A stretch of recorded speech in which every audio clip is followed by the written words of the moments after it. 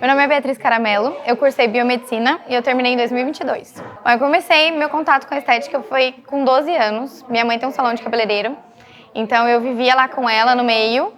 E aí eu comecei a ajudar ela, me profissionalizei na área, fiz um curso para poder trabalhar mesmo com qualidade ali com ela. E a partir desse mundo da estética eu fui conhecendo outras coisas, fui conhecendo maquiagem, design de sobrancelhas. E aí eu entrei na graduação de biomedicina a propósito, porque eu queria colocar botox na sobrancelha das minhas clientes para igualar a altura das sobrancelhas delas. Que a maior questão que elas tinham na micropigmentação era a diferença de altura. E muito não era pelo, era muscular. Então eu entrei na graduação a princípio porque eu queria colocar botox nas sobrancelhas. Acabou que hoje eu já nem trabalho mais com micropigmentação, trabalho só com design normal. E entrei nessa área aí. Eu entrei focando no botox, só que aí depois eu me identifiquei muito com a parte corporal. Até desenvolvi o meu TCC a respeito sobre a importância de avaliar o paciente antes de fazer procedimentos estéticos com exames laboratoriais, para saber se ele está apto, se ele não vai ter nenhum prejuízo à saúde dele e qual o melhor procedimento para que a gordura seja absorvida da melhor forma. Então, aí eu fui indo para a área corporal. Aí conheci o Nepuga por indicação de uma amiga. Ela falou, olha amiga, tem uma instituição legal que chama Nepuga, dá uma olhada. E já comecei a pós-graduação antes mesmo de fazer a colação de grau oficial. Eu tinha só o certificado de conclusão, já comecei a fazer. E aí entrei pensando que eu ia gostar da corporal. Aí agora eu tô aqui gostando de tudo, tô até com problema para decidir qual área eu vou querer atuar mais agora. Eu só podia trabalhar até 3 horas da tarde, 3h30, porque o meu ônibus saía da minha cidade 5 horas. Então a gente percorria 70 quilômetros para ir e 70 para voltar. Então eu saía 5 horas e chegava na minha casa meia-noite e meia, 1 hora da manhã.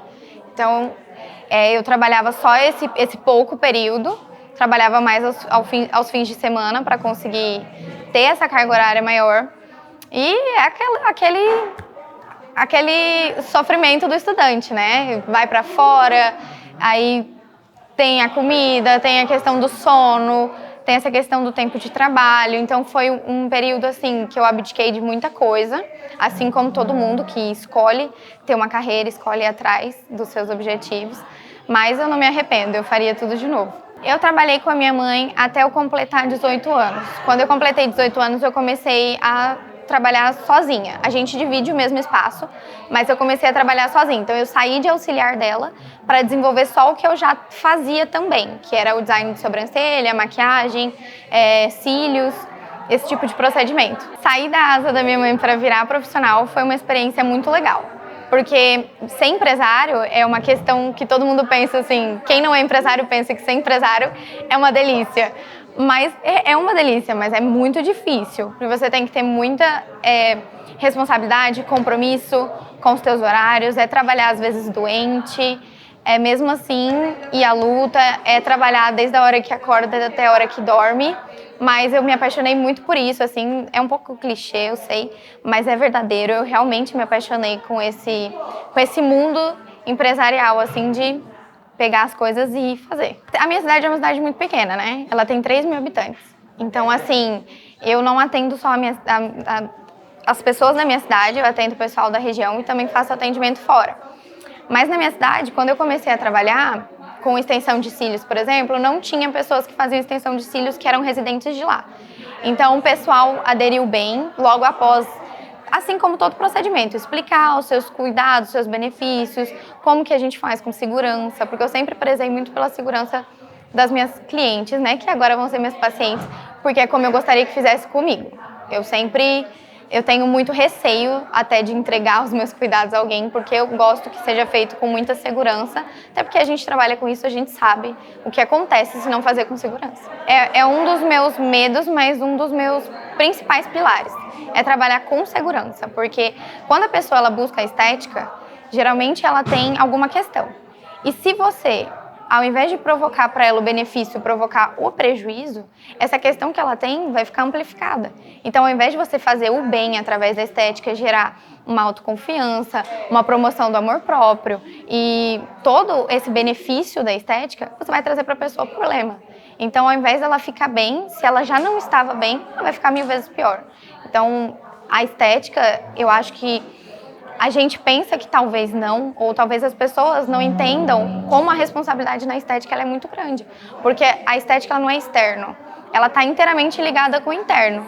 Então, você vai fazer um procedimento e a pessoa vai se sentir bem a partir daquilo. Se acontecer o contrário, não vai ser legal. Eu espero continuar trabalhando da mesma maneira que eu trabalho, mas agora nos procedimentos estetas, né? Então eu espero trabalhar com essa segurança, sempre proporcionando o melhor para o meu cliente, meu paciente, não fazer o que não tem indicação para ele, só porque às vezes ele acha que tem ou porque às vezes vai vender. Então eu quero fazer realmente o que tem indicação para ele, explicar para ele, porque o paciente, o cliente, quando você explica para ele, você detalha para ele o porquê aquilo deve ser feito, o porquê aquilo não deve ser feito, ele entende. E a partir daquilo ele confia em você, que é o que a gente precisa na área da estética. A gente precisa que a pessoa confie, ela deposita toda essa confiança na gente. Então nada mais justo do que a gente trabalhar com isso, trabalhar sempre trazendo confiança para o paciente de volta. Então expor o nosso conhecimento para ele, às vezes as pessoas pensam que é chato você explicar para o paciente, olha, eu vou aplicar em tal camada, eu vou fazer tantos ml, mas o paciente ele tá ali querendo te ouvir, ele tá confiando em você porque ele te escolheu para fazer o procedimento, e quando você explica isso para ele tem a certeza que ele escolheu a pessoa certa. Então eu espero continuar trabalhando dessa forma. Às vezes o paciente ele te procura para fazer um procedimento, e às vezes aquele procedimento não é o melhor para ele, ou talvez não é o melhor naquele momento. Então o paciente ele não tem, podemos dizer assim, a obrigação de saber o que é melhor para ele. Só que quando você orienta ele, você escolhe em conjunto com ele o que é melhor para ele, porque também você tem que saber a rotina dele, o objetivo dele, às vezes até as dores que o paciente tem nessa questão estética. Então, quando você orienta o paciente, ele te abre às vezes questões que ele não abriria normalmente se você não orientasse. Então, realmente ele sente que você é um amigo, que é o que a gente quer ser do paciente, um amigo. O paciente ele não é só um número. As minhas pacientes hoje, eu sou muito próxima delas.